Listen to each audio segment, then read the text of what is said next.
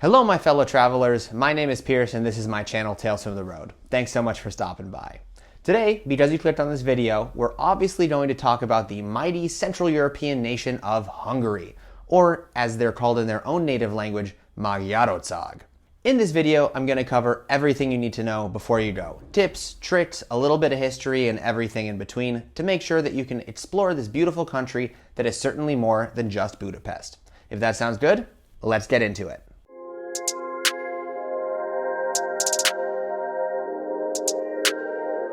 As we always do, let's start with a little historical context so we can get to know this very interesting and complicated Central European nation. Historically speaking, Hungary is a lot like many of its neighbors in Central Europe, but also has its own specific story. Starting at the beginning, of course, because it is on the Danube, many different peoples occupied this land because rich, fertile valleys that were connected to rivers was definitely the place to make a city. The Romans, as they always did with basically all of Lower and Middle Europe, decided that this was also a place that they would take, and they established a very long settlement there which lasted for thousands of years. In the 4th century AD, Rome was going pretty strong, but as anybody that knows anything about Roman history, they were always dealing with raging hordes of barbarians from the north and from the east. These roaming bands of marauders that were not colonized by the Romans could have, of course, been the Vikings of the north, they could have been the Gauls of France, but specifically with Hungary, they were the Huns of Central Asia and the Caucasus. One name that pops out as being historically relevant in the fight against the Romans by the Hunnic people was, of course, Attila the Hun.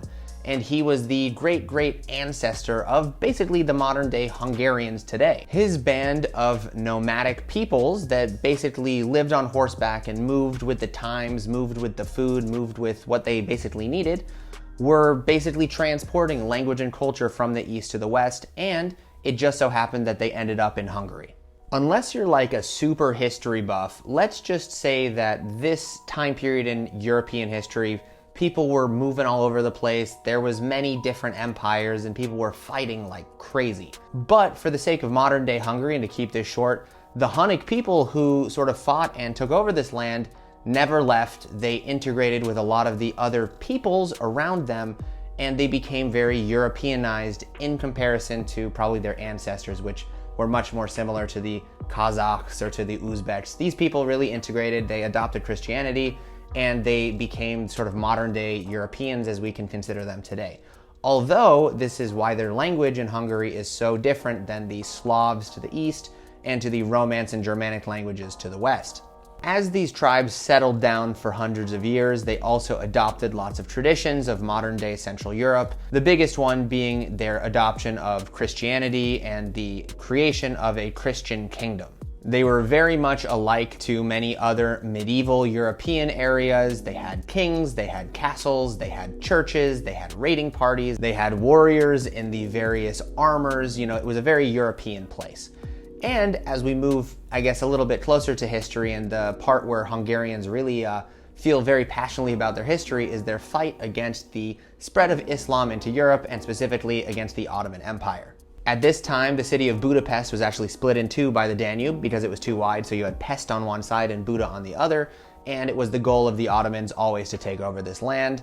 The Hungarians did lose Budapest at one point, but their main sort of warrior, John Hunyadi, was a big fighter against the Ottomans, and the Hungarians really see that they were like the last bastion of Christendom to fight against the Ottomans, and after a long period of interwar periods, they were able to make the Ottomans get out of their land, and this is like a big national identity marker for Hungarians, and they still talk about it today with a lot of pride and a lot of deep-rooted success. After warding off the Ottomans, the Hungarians decided that a bigger alliance was better, especially a Christian alliance, and so they fell into the Austro-Hungarian Empire, ruling one of the most successful, most rich, biggest empires in European history. Capital Vienna and Budapest, they were really super wealthy, and they held on until World War I. After the dissolution of the Austro-Hungarian Empire at the end of World War I, Hungary has had a lot of experiments at what they wanted their country to be. They brought back their king for a little bit, then they got rid of him. They decided they would be a socialist state, and then they fell into communism and aligned with the Soviets and the Eastern Bloc for quite a bit of time. After a revolution and another change, Hungary finally became the democracy that we see it is today. It's now a modern state in the center of Europe. It's part of the European Union and NATO.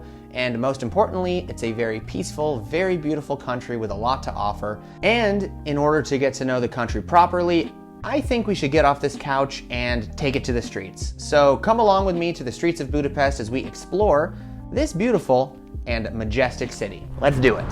So now we're transported to the mean streets of Budapest. And welcome to Hungary, of course. If you too want to come to Hungary, if you want to see this beautiful opera house right here on the main drag of Budapest, absolutely incredible, first, you're gonna need a visa. Budapest is in the European Union and it's in the Schengen zone. So that means when you get to Europe, you can come for 90 days and your Schengen zone visa extends to Hungary. The Schengen zone, however, affects all the countries around Hungary in the European Union. So if you spend time in Spain, then you lose some of your days that you can use on your trip in Hungary. If you just want to spend 90 days in Hungary, you can, but you can't go to Paris afterwards. If you're doing a big Euro trip and you want to come to Hungary, no borders as long as you landed somewhere else in the European Union. Very easy to get here, very easy to stay, but don't overstay because the Hungarians don't mess around with their borders. Now I'm going to walk you through the old streets of Budapest as I tell you more about the city. But I'm gonna take you into the old Jewish quarter here. It's very funny because it's been very sunny this summer in Budapest. It's very hot here actually, and very cold here in the winter. But of course the day that I'm filming, we have a cloudy sky. Doesn't make the city look as nice, but regardless, we soldier on. Next up on our list, we're going to talk about money. The Hungarians use the Hungarian forint, which is now trading at something like 325 forint. This is a 200 coin to $1 US. What I will tell you about Hungary is that they are experiencing really bad inflation. And normally for countries, that means it's expensive for locals, but it's actually cheaper for foreigners because it's foreign currency. It's not like that here in Hungary. They are basically pinning their inflation to the euro. So it's making everything really, really expensive. It's much more expensive here than I thought. A normal food dish that you buy could run you maybe like 12 euros to maybe 20 euros.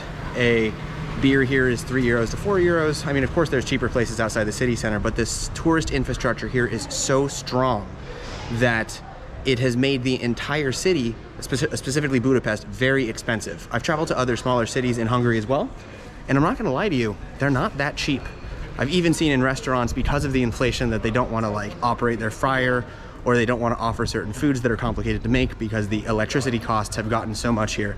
I think the inflation year over year here was about 30%, but I'm not gonna lie, is it cheaper than Paris? Is it cheaper than London? Yes, of course, but it's not nearly as cheap as it used to be. So don't be shocked if the apartments are expensive, if the food is expensive, or at least more expensive than what you were relatively picturing, for sure.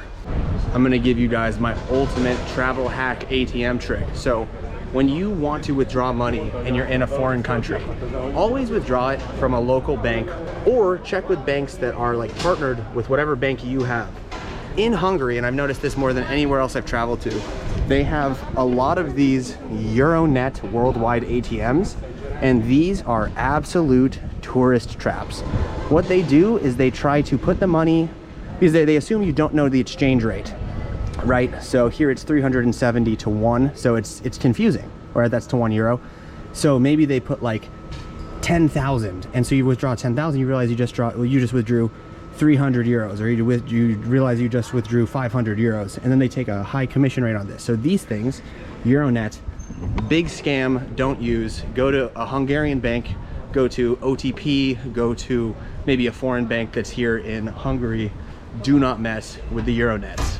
The city here, as you can see, is so old and so big. All of these buildings, you know, mid 1800s, 1900s, and it's such an enjoyable city to walk around in. Of course, they have new buildings here as well, but in general, it's like the whole of Hungary, it's very storybook because of the history we talked about earlier. There's another scam ATM. Don't use it. Since we're talking about scams related to ATMs, what about scams and safety in Budapest? Is Hungary a safe country? Is it good to travel here?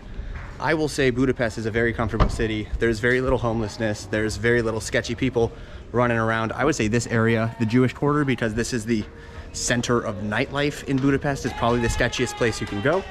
There's definitely some pickpockets. There's definitely some grifters doing weird stuff. You know, always watch your phone, always watch your keys, always watch, you know, just things in public. But other than that, day and night, it's a very safe city to walk around in, at least in the summer. And then in the winter, it's so cold that no one's out. So there's not like people being sketchy because they're all like not in the city anymore because it's too cold. The main key is really all about money when it comes to scams. There's another one. Just make sure you're getting the correct amount that you were exchanged given, right? Because the numbers are weird, the exchange rate is awkward. And if you're dealing in cash, which I wouldn't even recommend because basically everywhere in Budapest and the majority of Hungary takes card, the exchange is weird, so that maybe people will think like, okay, we can give you like 1,000 less and it'll look different. And of course, if you get money, make sure they're giving you Hungarian forints and they're not giving you some other currency from another region. Never exchange cash on the street. Those are just pretty basic travel rules that I would always say is good in every city, of course. I've made my way to a very busy interchange here in Budapest, right by the largest synagogue in the whole world, to explain to you a little bit about the transportation in the city and also in the country, because it's not super complicated. Hungary itself is really easy to get around. You can drive to basically Slovakia in 1 hour. If you go south, it's 2 hours. If you go east, it's 2 hours. If you go west, it's 2 hours. So the whole country is incredibly easy to get around. In the cities, most cities, they have Bolt taxi. So you can see these yellow taxis over here. You can use the app Bolt, which is just like Uber. Works super well. Every city, of course, is going to have an integrated bus system, which is nice. The city-to-city trains, that would be, you know, like the train lines within the country, they work pretty well. They run efficiently, they're on time, and they're clean, nice, very European. Like they're not bad, is my main point. And then getting into Budapest, you can of course fly. They have the Ferenc Liszt airport, the major airport, pretty much the only airport in the whole country, because, you know, why would you go anywhere else? If you want to explore a different part of Hungary, maybe you fly to Vienna because it's closer to Western Hungary. Maybe you fly to northern Romania because it's close to Eastern Hungary, but I think flying to Budapest is probably the best way. Here you can see they also have trams in Budapest. A lot of the other cities also have trams. Maybe major cities like Szeged or Pécs or Debrecen, they also have these integrated systems. So no matter where you end up, transportation is not hard. One transportation ticket here in Hungary at the moment, at least in Budapest, and I imagine it's the most expensive, is basically 200 forint, which is something like 50 to 60 cents. They also have a metro system here in Budapest, which is about 80 cents to ride. So really not too expensive. You can buy a packet of 10 metro tickets for 3,000 forint, which is about €8, $7 or $8.50, something like that. So getting around this beautiful country is quite easy. As a last note on transportation, this is the Danube River, and here in the city of Budapest you can like buy river cruises for like 15 euros. They can take you up and down. But if you're traveling Hungary, there's a really interesting kind of path you can do, which is you can do this hop-on, hop-off boat tour or a river cruise, which stops in a lot of cities along the Danube. So you can see a lot of Hungary. It's incredibly beautiful, and it's another way to transport yourself if you have a little bit more time and of course a little bit more cash. So who are the Hungarians and what's going on with their language? That's a solid question. As I said earlier in the video, the Hungarians were empire builders. They're people that really took care of building amazing cities and really bolstered their culture through this. Today, Hungarians are Central Europeans, but they are not Central Europeans like all the others. All the others, they either speak a Germanic language, like German, like the way they do in Austria, or a lot of Central Europe speak a Slavic language like Czech, like Slovak, like Polish. So the thing is, Hungary is like on this weird island. I'm not sure how it happened. A lot of people are trying to understand how the Hungarian language came to be. Their language comes from the Uralic family of languages. The Uralic family, here you can see on this map, is including Hungary, Estonia, and Finland. Now, why these languages are where they are and how they got here in Hungary is up for big debate. But what you can see here is that you have really strange words that are really quite long.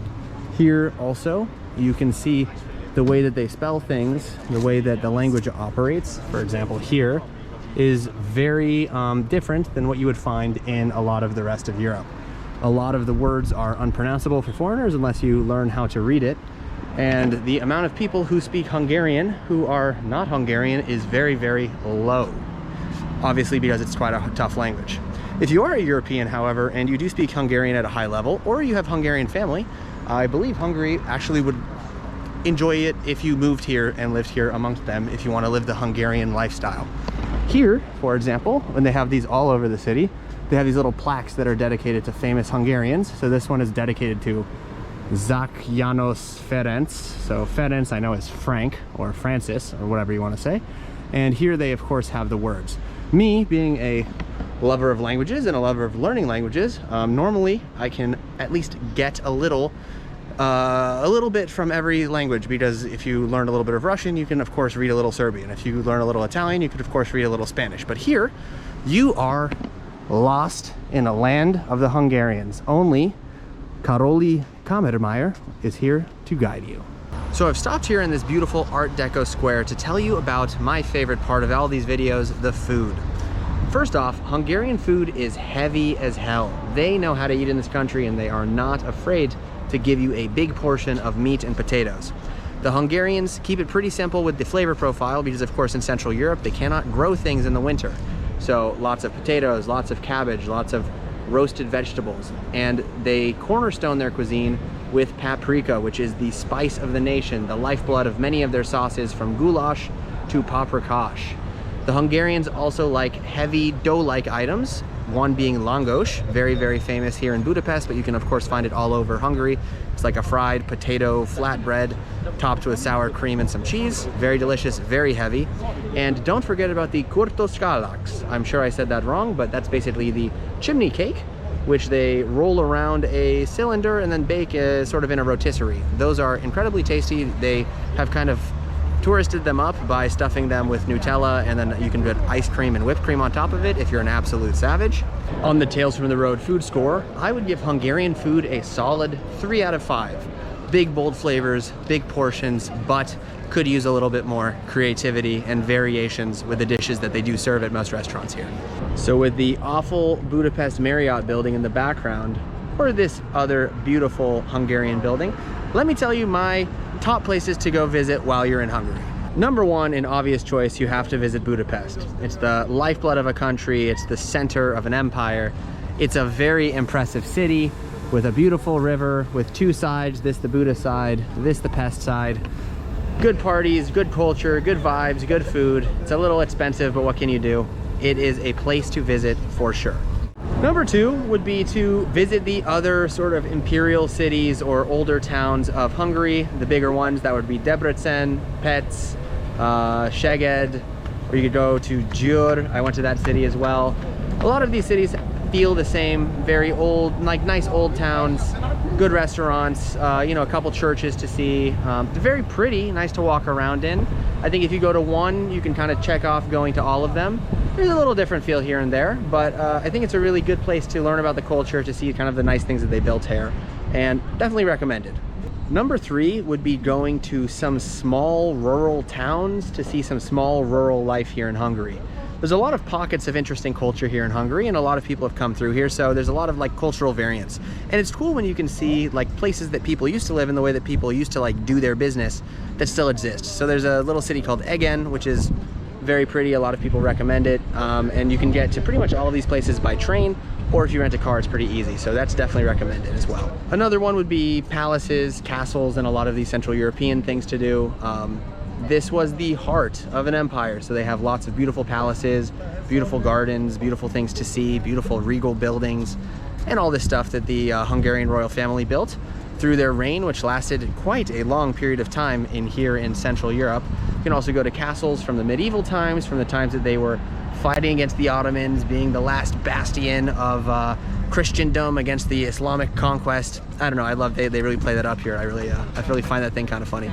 So those are also very beautiful. And if not, you know, there's just general Central European stuff you can do.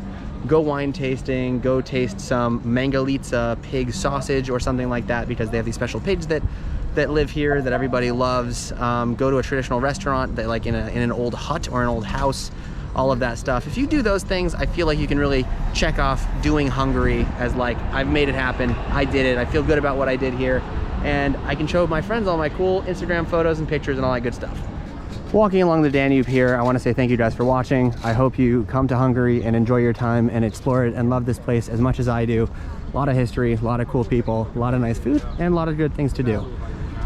Thank you so much for watching. If you want to subscribe, hit the subscribe button. That definitely helps me out.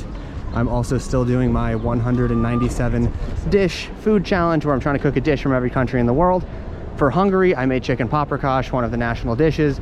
Absolutely delicious. You can see that on my Instagram. You can see it on my TikTok as well. I also have it on my secondary YouTube channel called Tastes from the Road, if you haven't seen that as well. So, from the center of Old Budapest, thank you for watching, and I'll see you guys in the next one.